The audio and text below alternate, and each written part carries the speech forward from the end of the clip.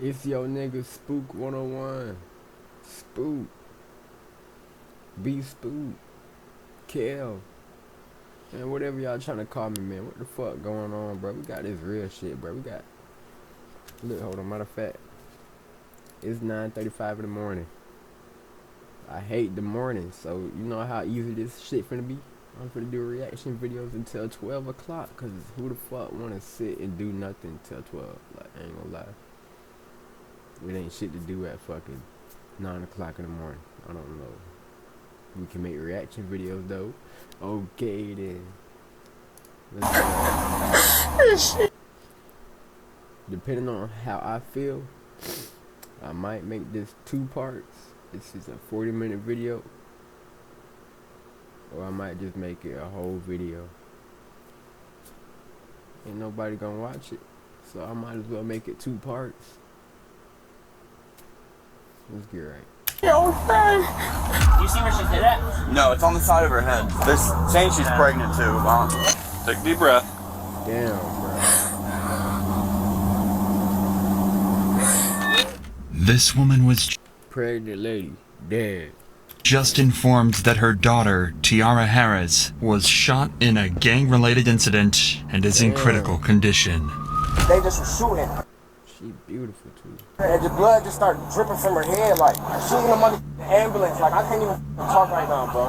Her boyfriend rushed her to the hospital, but sadly, it was already too late. And the worst part, Tiara had nothing to do with the shootout. She was an innocent bystander. A simple mix-up left an innocent, pregnant mother of 2 dead, her children now motherless, and her family absolutely heartbroken. The police now face a grueling investigation. However, with everyone involved supposedly being gang members, catching the killers would prove to be much harder than anything they'd done before. We've been in touch with Yolanda, the mother featured in this video, and are proud to share that half of the video's profits will be donated to the Akron-based charity First Glance Student Center. At 7:29 p.m. on April 14th, Akron Police Department would receive multiple calls reporting dozens of gunshots being fired out of 1492 Rockaway Street. Witnesses would describe what seemed like a gang-related shooting, with multiple cars speeding away from the scene, one being a silver 4-door Chevy. Police managed to quickly track down the Chevy, following it as the driver sped across back roads in Akron. However, the Chevy wasn't actually running from the cops. It instead would pull over somewhere that concerned the cops even more: the hospital.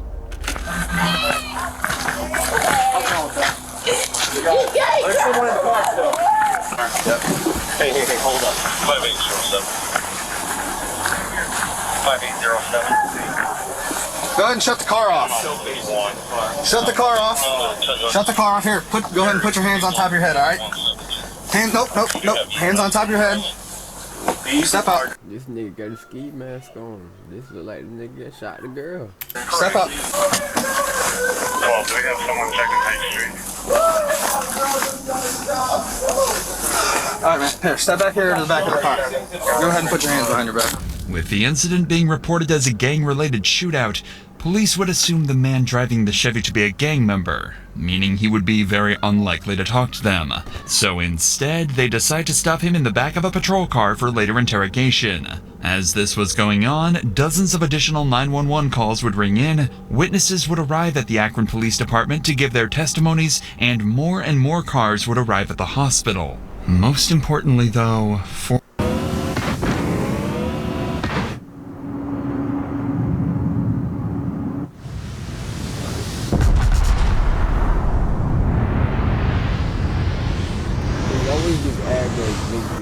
miles away, a young woman would be placed in an ambulance under critical condition with a bullet wound to her head. Damn.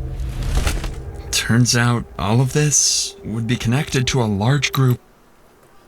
And they finna catch every single body they need to just by somebody telling. I already know how this shit finna go down. They ain't finna do no investigation. cusp of reckless shooters. It's at this point that we need to step in. This is one of the most complex and mysterious cases we've ever covered, so we need to break down some details first in order for you to fully understand the case itself, and how well the police handled every single step of solving it. At 7:22 p.m., a car arrived at 1492 Rockaway Street, carrying a number of people who started hanging out with some friends on the side of the road. This group included Javier Small, Lanier Worthy, and Jonte Smith. Everything seemed fine until 7:29 p.m. A black vehicle reversed into the street carrying Tiara Harris and her boyfriend George. Her boyfriend recognized some of the people on the sidewalk and wanted to back up and say hi to them. At that very moment, on the other end of the street, 3 men emerged from an unrelated vehicle and started firing bullets.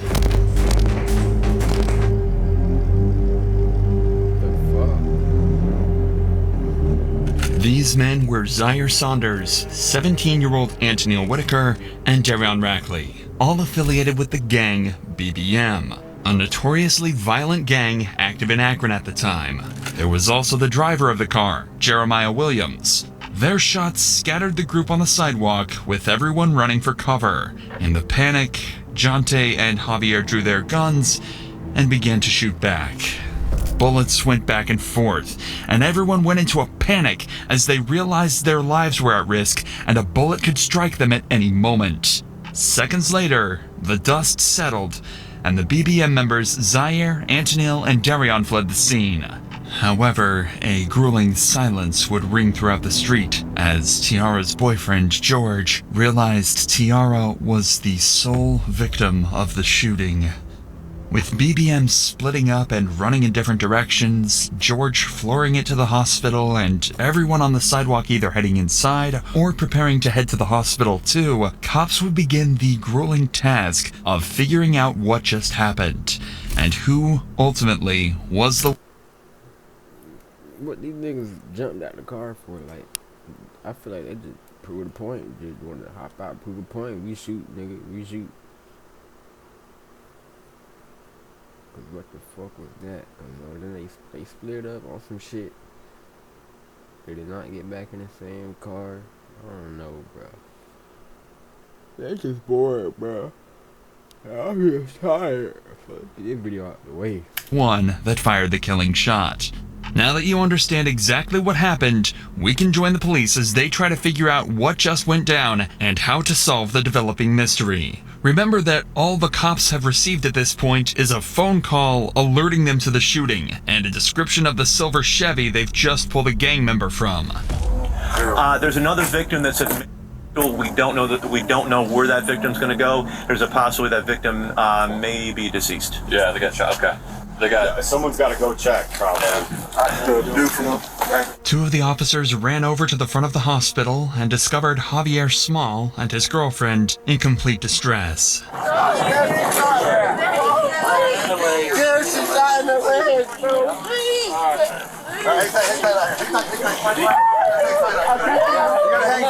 can't go with you in that room. Because she got to go to get checked out. Hang tight. As it turns out, another girl was also hit in the shooting, that being this man's girlfriend. Luckily, she was only shot in the leg, but he was still extremely distraught and horrified about the whole incident. Bro, I'm on house arrest. I gotta go. I gotta go to the hot door. I gotta go to the house with my girl, bro. We'll get you. I'm gonna come back. I'll tell you how she... I just got recorded. Tighten up, nigga. Tighten up, bro. Tighten up, bro. Tighten up, bro. I don't know, bro. I just little girl just got shot, bro. No. Despite how distraught this guy is, he was a passenger in the Chevy, which they just found multiple firearms inside of. So police promptly arrested him. Hey, Palpy, we'll take him over here. Across town, however, there's someone in a much worse position. Tiara Harris, the passenger in the black car. Can I open that up? All right. They're saying she's pregnant too. Okay. How pregnant is she? Yes. How far along? 2 weeks pregnant. Okay. 2 weeks. 2? Yeah. Oh, okay. Oh, yeah. Okay. Thank you. Yeah.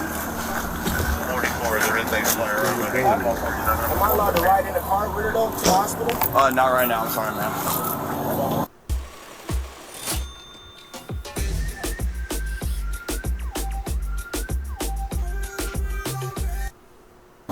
Bro, y'all just got shot. I mean, T just got shot. Bro, just in the car, just driving down the street in Kenworth, driving from over there, and they just was shooting. None of the glass broke, but she wasn't like moving or talking. So I just brought her, and the blood just started dripping from her head, like, bro, we see in the hospital, the ambulance, like, I can't even talk right now, bro. Tiara was immediately rushed to the local hospital, and her boyfriend George was brought in for questioning. He wasn't a lead suspect, but police did find it odd that he just happened to arrive at the site of a violent shooting right as it all went down. He would claim to be innocent and actually provide a detailed description of everything that went down that night. You turned off here, so no, I didn't. I came this way, and I said, "What y'all got? Like, what y'all got going on over here?" Like, I'm like basically saying, "Y'all good?" Right. As soon as I said that, somebody from down here got to just shooting a gun that just kept shooting. That's all I know. But I didn't hear nobody or nothing like that. So you're right there, and then you heard that. How many shots did you hear? Man, I can't even recall. It was a lot. And then as soon as I So you were facing this way? No. You literally backed all the way on. Say I'm coming down Turkey in this Rockaway. This would be Rockaway. Okay. Down, I backed up. Oh, so you backed, so the back of your car was facing that way? Yeah, and I'm like, is y'all? I'm like, what y'all got going on? Like, I look out just like that. Like out the window? Like, as soon as I even, like, it should have been me, like, you feel me? Because I'm the one that looked straight out the window, like, are y'all all right? Y'all good type stuff. The cops asked him why he was even there in the first place, to which he just said he knew a couple of people on the street and that he had absolutely no involvement in the shooting. He's claiming that when he peeked out the window, his friends mistook him for the shooter and began to fire bullet after bullet directly at his vehicle. According to him, it wasn't an accident, but a misunderstanding, making the whole situation... What the fuck?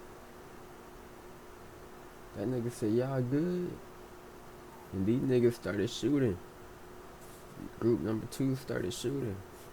George said, y'all good. Even These niggas started shooting, so then they shooting at this nigga. And I don't even know they shoot. Then they shoot at this nigga too. There's a whole bunch of bullshit going on, bro. R.I.P. to that light skin, man. Damn. more tragic. With George's statement, they were a little clearer on the whole situation. But they'd made no progress into actually solving the case, or tracking down the real perpetrators. That was until they returned to the scene and spoke to a number of witnesses who had watched the entire event take place. It was two African Americans. Where were they running? Young kids. They come from back there across this backyard next door and out the driveway. They hopped the fence. Black. He had a face mask on and had a 9mm. And then the other one had a semi-automatic rifle, and they were almost to the corner of the house running this way, and they both jumped the fence. Like when the kid in the hoodie jumped the maroon hoodie jumped the fence, he dropped the semi-automatic rifle at the driveway. I was just out back cutting some stuff, and all I heard was just a barrage of bullets, fully auto. It wasn't 3-round burst, 4-round. It was fully auto. Coming off fast. Oh yeah, hot and loud and fast. And then I saw two guys when I was out back. I could see through the backyards, through the fence. I saw a silhouette of two guys running up towards that street, returning single shots as they were running away. Okay. There's casings up here. Oh, you found something? Yeah. I got more. Okay. How many did you hear? You think? It was like 30. Like where all these cones are at? Probably that amount? 30 or 40. But this happened over there all the time. Oh, where's over there? Right there, the house right there. I heard a lot of gunfire, but when I first heard it, I thought it was a backfire because I saw this car sitting over here where all the cones are. And he had his lights on. So I thought he was working on a car and it backfired real bad. Then I saw them loading people into cars to take them to the hospital, and I knew it wasn't, because this has happened so many times before. I'm I don't know what we're supposed to do. Right. We can't go outside. Nothing. Even with all this new information, though, the cops are only slightly closer to figuring out what happened. They were now at least able to confirm that one group of shooters rolled up and started the exchange before another responded, causing a huge exchange of bullets throughout the neighborhood. But they still had two major questions. Who were the shooters, and how was Tiara involved? Well, the cops had just spotted another witness that might be Damn, it's getting a little hot in this bitch. able to answer their questions. A woman who was actually on the street the moment the bullets started flying. So you don't live here? I'm not even from here. Oh. I was visiting. So who owns the house? Anitra Johnson. She is? Okay. She was out to eat when I called her. Okay. Everyone's okay though, right? The kids? The kids, yes. Yeah? The kids Okay. are okay. I got them in the back watching TV. Okay. There was another girl outside. I think she got shot in her thigh or the leg. I think they took her probably to the hospital. Okay. She definitely got hit. Okay. So what did you see? I'm sitting outside. To be honest, we all family. So we're all outside prayer wrestling, like act like we hit each other and stuff. Next thing I know, I just heard these gunshots. I'm like, all right, was that a BB gun? Come through shooting. Yeah. And it was like, pow, pow, pow. They came through again. So I'm running up, I didn't even know where the gunshots came from. I'm running up, trying to grab the kids. They came through twice. Okay. Did the house get hit at all? I mean, I don't even fuck. Is that a bullet right here? I don't know. I was really just trying to grab the kids.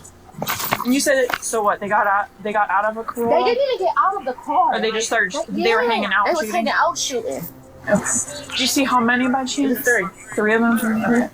Now it's starting to sound a lot more like a drive-by shooting, notoriously one of the hardest types of crimes to solve, especially if the vehicle was stolen. The cops are starting to lose confidence that they'll ever find Tiara's. I ain't even know drive-bys were the hardest. Damn. But they definitely got out. It wasn't no drive-by. They definitely got out. Killer, but then they decide to. It's safe to say that some gacha games on the market take the design and interactivity of their playable characters a lot. Ask one simple question. Y'all didn't see the ad from me, bro. Hell no, y'all ain't see that shit. Ma'am, do those cameras work? I believe so. Okay. She on her way home. Oh, she is? Okay, perfect. There were CCTV cameras on the property, and as soon as the homeowner got back, they'd have access to the footage. So in just a few hours, the cops were able to put together just enough footage to understand exactly what happened.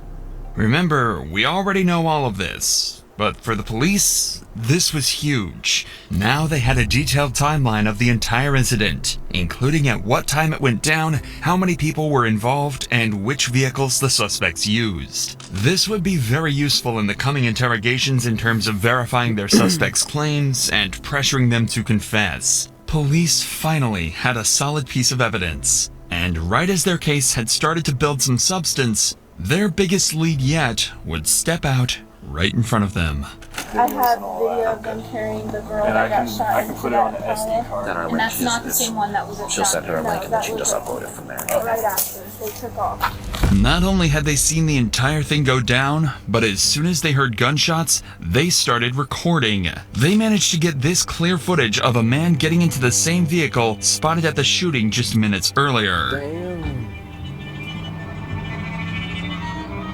Now all they needed to do was track down the car. I told you. They finna just hold everybody finna snitch on their like they ain't really doing investigation.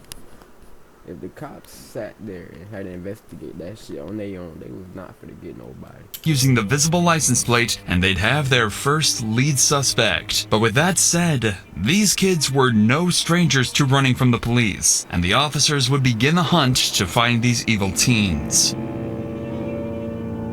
While all of this was going on, police had another, perhaps more nerve-wracking situation to handle. Tiara had passed away, and her family had no idea. There's currently not like too many people in the hospital. Let's step over here and see where all these cruises are. My car, okay? I'm Where's right your car here. at? I'm right here because I This didn't one know. or this what one? Right here. Sorry, which one? Okay. What's your daughter's name? You're here for your daughter? Tiara Harris. Kiara Harris. Say, have me stand right here next to the sign. We'll have someone go over and talk to you, okay? Take a deep breath. Is she okay? I don't know the names of who they are currently, miss. Just listen to the cop's tone here. He knows just how bad things are looking for Tiara, and he absolutely doesn't want to break that news to her mother yet, especially when he sees just how emotional she's starting to get. Tiara's autopsy showed a single bullet struck her in the head and remains there. While tragic, this information would allow police to identify the exact bullet type and then gun used to shoot Tiara. If they could find the owner of this gun, they would be able to match it to the bullet, and justice could be served for Tiara and her family.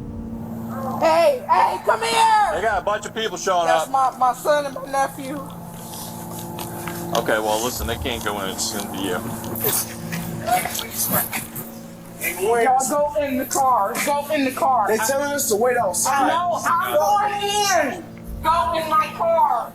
The entire family is in distress, with her mom shaking and doing everything she can to stay strong in front of her kids. It's truly a nightmare situation, and it only got worse from there. At around 8:30 p.m., they were informed that Tiara didn't make it. A bullet to the back of the head had ended her life, sending her family into complete grief and agony.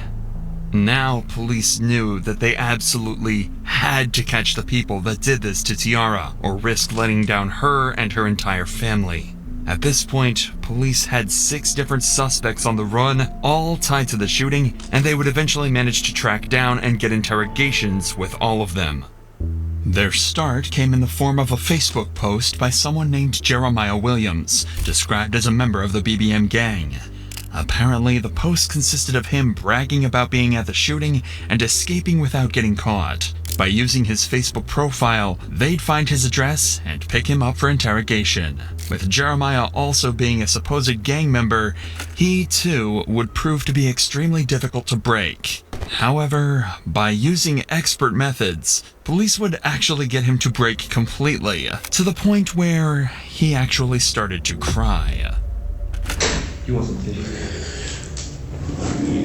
What the hell you crying for? Great news! Now you're... Nah, what I really think it is, I think the people that was close up on the car that didn't know who the fuck was shooting at first, when they were backing up, remember they were backing up, and people close to them, I think they shot that girl on accident. Your account has a level, and you get free daily cases for it every... Yeah, that's true. How's it going, Jeremiah? Pretty good. Sorry for the wait, man. I'm Detective Smith. This is Detective Davis. Nice to meet you. Alright, man. So the reason why we have you sitting here talking to us is we need you to think back to April. There's an incident that happened on Rockaway. You remember this? This young lady got shot. You remember hearing about that? Mm-hmm. Okay, so during our investigation, your name's been coming up. But do you know about where you were that day, if you can? Or I was definitely at home. Apparently, Jeremiah also has an alibi, and even gives multiple names over that'll attest he wasn't on Rockaway that night. You're at home. Yeah. Where was that, at Amherst? Amherst. This was right before my mom moved to Louisiana. My best friend, Rob, talked to her sister, the girl that died, her sister,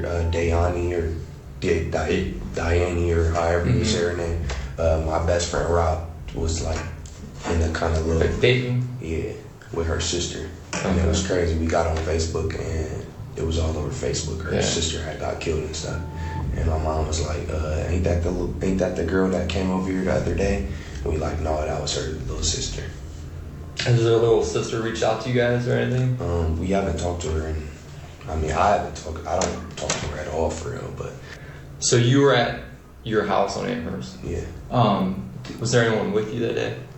My mom. What's your mom? My mom's name is April. However, the detectives know this to be untrue. They know he was at the scene from the Facebook post he made. They know he did it, so they want to get a confession, or even better, some information that might help put more people in handcuffs. The thing is, they're initially going to find that a lot harder than they'd hope. I have to ask, do you recognize this car? Yeah, this was the car that was in that video. That's on Facebook. So you remember it. Have you ever been in this car? No. Do you know who drives this car or owns this car? I don't know him by like name, but I know who he is. His name like Pa or something. Pa? That's what they call it. Do you know, can you describe him? That's funny because I don't even really know what he looks like. Like, I mean, every time I've seen him with a ski mask on. Okay. Like, I've never seen him outside of a ski mask. Okay. All right. Tell me a little bit about yourself, your past. Like, have you ever been in trouble or anything? Yeah. I'm actually right now. I got probation. So, like, just a weapons possession charge is all you got? Bro, this nigga talking too much. He talking a little too much. Hey, man. Stay out of the way, man. Like carrying a concealed firearm in a motor vehicle. Gotcha, yeah. Jeremiah is making a conscious attempt to give as little information over as possible while still trying to seem cooperative. He's smart. He doesn't want to completely close himself off, as that'll make him seem guilty, but he also doesn't want to give up any vital information. The cops ask him who was there, where he was sitting in the car, even questions about the guns, but he refuses to speak, and he's starting to seriously frustrate the cops. But all this talk of courts and investigations doesn't seem to be getting them anywhere at all, so instead, they switch gears. They're going to be as direct as possible and give it to him straight. That's their last hope at getting him to crack. What do your friends call you? Do you have a nickname or anything? Jay. We're just getting to know you, man. Right. Obviously, you can see that you're not a bad person, just the vibes I'm getting. Yeah, for sure. But you're in here talking to us for a reason. And it comes back down to this incident. You being honest with us is what we'll be able to work with you. We know that you were there. And we also got your DNA in this car. If I'd been in that car, I would tell you guys I've been in that car. I don't have no reason to lie or no reason to put myself in any trouble. Your role in it is the driver, because we know you're the driver. Really what we're looking for is why. You're already being charged with the incident. You explaining your actions and what really went down is just going to help with your role in this. We know you didn't pull the trigger, but you not being honest with what went down is not going to help you. It's going to, the prosecutor and the judge and jury are going to look at someone who's not remorseful. Drove over there and they started shooting. That's all it took, my nigga. We know you did it. Oh my God. Damn. He's still talking. Just be quiet, bro. You should have been quiet in the first place. Like, damn. So they told you to drive over to Rockaway? Yeah. Who was sitting where in the car? In the front, and Zebo sitting behind me, and then Pa sitting on the door. It worked. The cops actually got a name. It was a nickname, but cops could eventually tie this back to a man named Zaire Saunders, who would be interrogated later. This was huge. They'd actually gotten a gangster to tell on one of his partners. But they weren't done yet. They knew he still had more information, and they weren't going to stop putting on the pressure now. We got to go back to who was in the car with you. I know you know Zebo. Pa, you say you just know him by Pa. Do you know his real name? Okay. And the third person, you're saying how often have you seen him? Would you be able to identify that last person by a picture? Olvida todo lo que sabías sobre los juegos de guerra. El juego de acción a gran escala War Thunder te traerá una tormenta. Jeremiah physically looks defeated. He's avoiding eye contact and is hunched over. He likely never saw himself giving up the names of his partners, but that's exactly where he found himself. The cops, however, are over the moon, even managing to get descriptions of the people he doesn't know the names of. They ask a few more questions before leaving him alone for a minute to prepare their next move. However, on their return, they didn't expect to see Jeremiah, a once tough and unbreakable gang member, to cry because of what he'd done. What'd you say his first name was what? Darian. Is this him?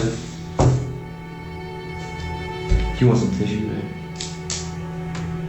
I need a verbal yes or no if that's him. Yeah. So let me get a tissue.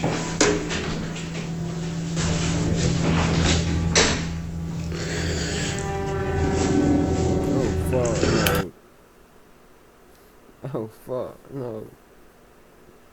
They caught that nigga snitching. Oh hell no. These people gotta be stopped, cause these snitches gotta be stopped. If this is the first time you've seen a gang member cry, you're certainly not alone. But it actually happened again in the detective's very next interrogation. While these cops were busy talking to Jeremiah, a breakthrough had been made outside of the interrogation room. Remember this footage recorded by a civilian witness earlier? Well, after 5 days of investigation, they actually managed to track the car down, enabling them to take in another suspect, Antonil Whitaker. Police would quickly realize that Antonil might be even more important than Jeremiah as a suspect. He's a supposed member of the BBM gang, and believed to be one of the suspects that initiated the shootout. The thing is, he's just 17 years old. Since there's still some information even Jeremiah couldn't give them, they figured they might be able to scare him into giving up everything he knows. And their first idea is an unconventional, but possibly extremely effective method: a call home to mom. Hello, Ma.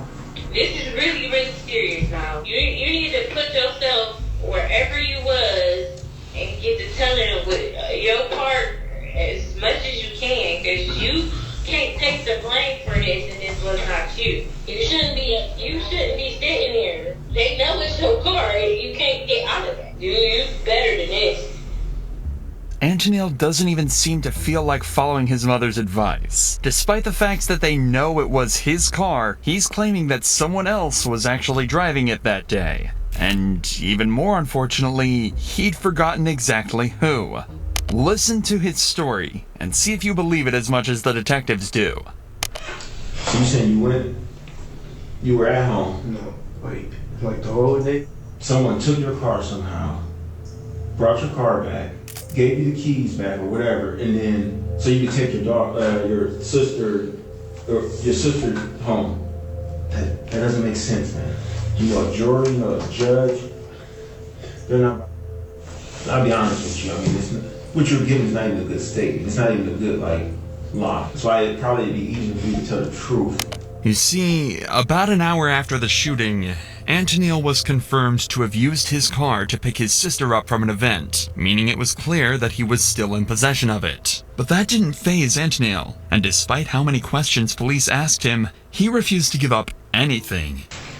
How this works, you might already know this from TV, but I mean it's kind of accurate. We're going to compare your DNA to the DNA on the shell casings that we collected on scene. Is there any reason your DNA is going to be on there? Because if there is, you've got to explain that. You said no, or I don't know. Who got in the car with you at all? If you're saying your DNA is not going to be on those shell casings, right? And you're saying you weren't driving, who did you let drive your car? Believe it. I don't know. But right now it looks like it's on you. They're trying to force a confession out of him by telling him that if he'd been in physical contact with any of the evidence tied to the murder, they would find out and he would get sentenced. And they're not lying either. When you touch anything at all, you leave behind skin cells, sweat, small hairs, or even oils that can quickly be traced back to you. Meaning, if Antonil had touched the car, the bullets when loading his gun, or anything else guided by FAA certified instructors and a fleet ready for every stage of your training.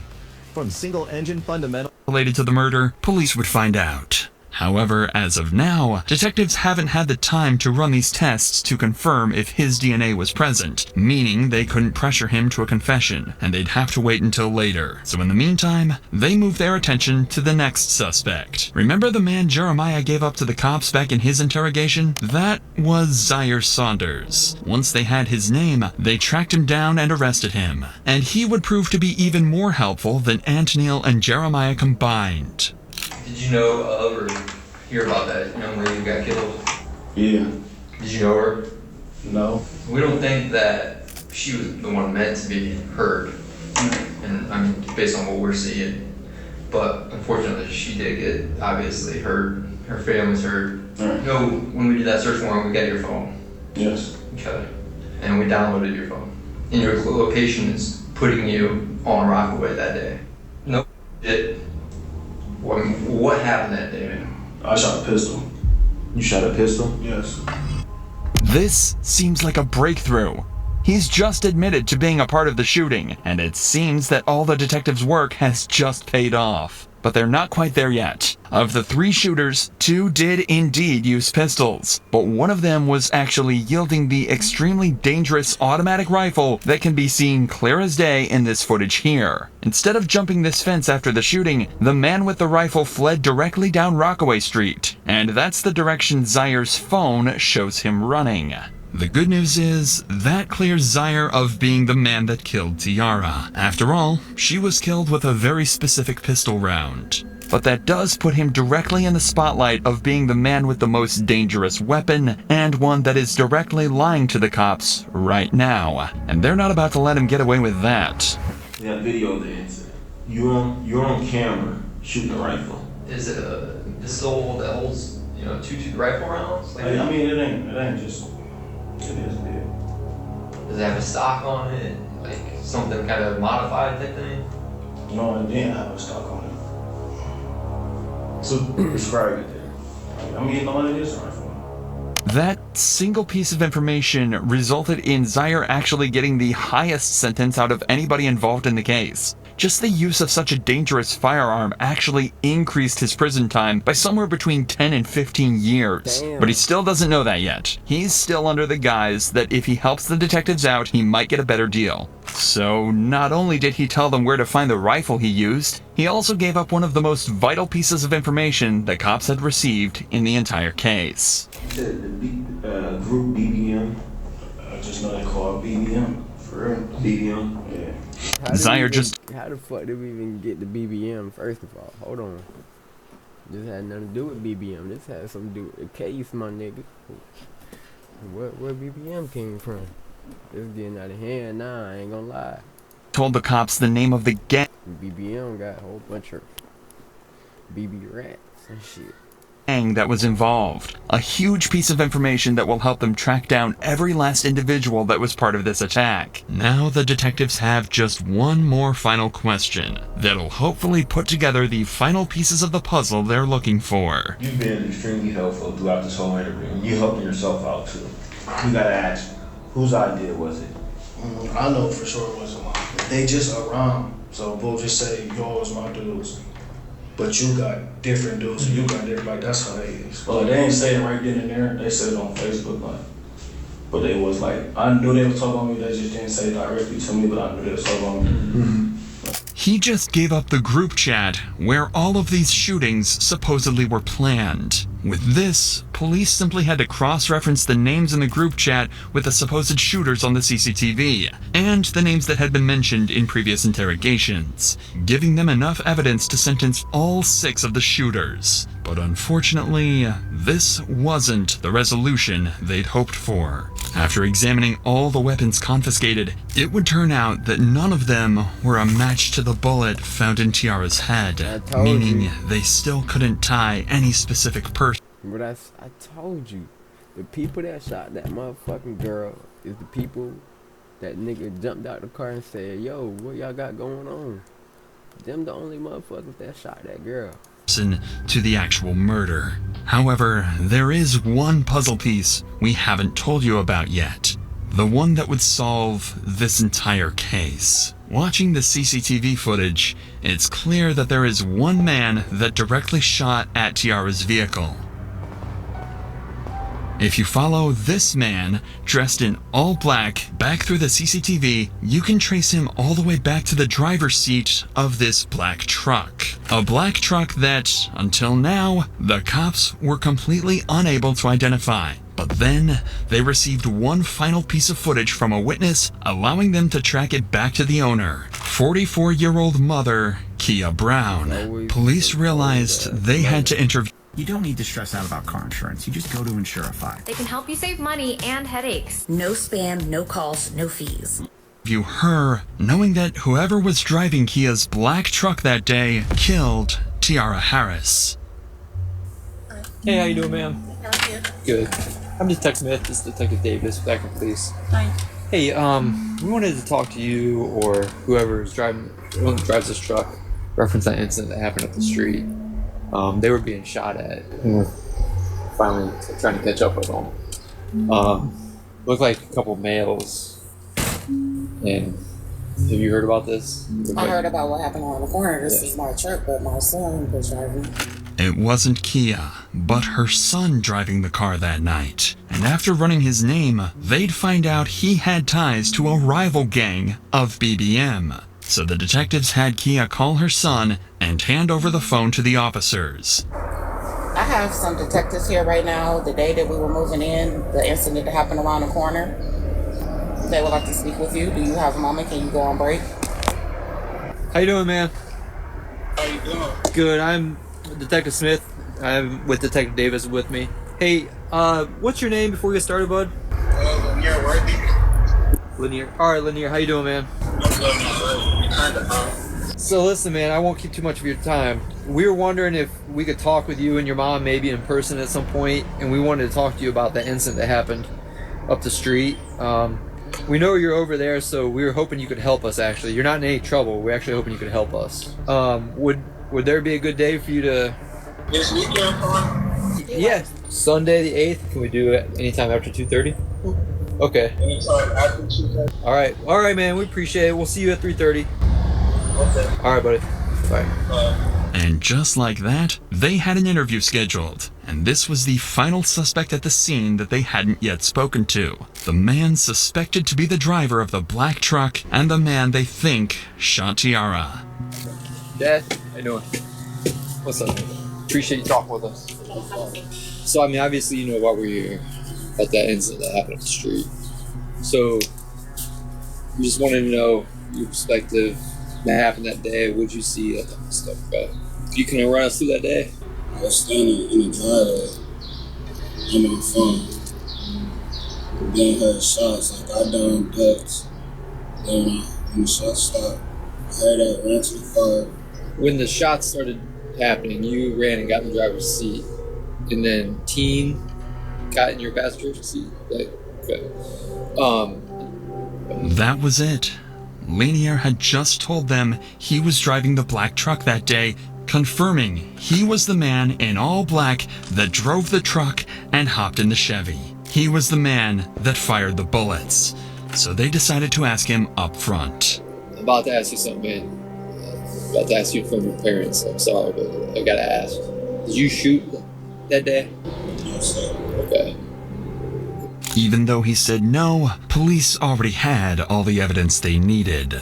The car tied to him, his ties to the rival gang, and finally the video of him shooting at Tiara's car. So they arrested him on the spot and brought him in for interrogation. What's up, man? Here? Here you come. Am I able to have a lawyer with me right now? What's that? Can I have a lawyer with me? You can do whatever you want, man. I'm not here to... Okay. Are you saying you want your lawyer? You don't want to talk? Yeah. Okay. Alright. But in the end, this wouldn't matter, as when they arrested and processed him, they managed to confiscate his gun. And after analyzing the forensics of the bullet inside of Tiara and Lanier's gun, it was a match. Lanier had fired the killing shot. After 5 months of investigation, all the puzzle pieces were finally in place. In total, 7 people were charged in this incident. Zaire Saunders was charged with involuntary manslaughter and 4 counts of felonious assault and was sentenced to 35 to 40 years. Antonil Whitaker and Jeremiah Williams got 20 to 24 years on similar charges, while the 4th assailant in this group, Darion Rackley, got 34 to 40 years. It was confirmed Antonil's DNA was in fact found on various bullet casings on Rockaway Street, despite his claims in the interrogation room. The next 2 to be sentenced were the ones who shot back at Zaire's group after being rolled up on. They were Javier Small and Jonte Smith, who were sentenced to 4 years and 2.5 years respectively. Lastly was Lanier Worthy, Tiara's actual killer. However, as of this video's upload, he's still awaiting sentencing. Tiara and George were not involved in any of the gangs in the shootout and were found completely innocent. At long last, Tiara and her family. The nigga that wasn't even in the gang, why are you even pulling up talking to these niggas? They ain't trying to fuck with you, nigga. That's his fault, bro. It's his fault. Could finally. But at the same time, it could have been worse. Them niggas had to drop on them niggas, and them niggas had to drop on this girl. Honestly, it was a whole bunch of bullshit. Be at peace. Half of our profits in this video will be donated to the Akron-based charity. Man, y'all like this shit. I like this shit. Y'all better like my shit. I swear I'm out.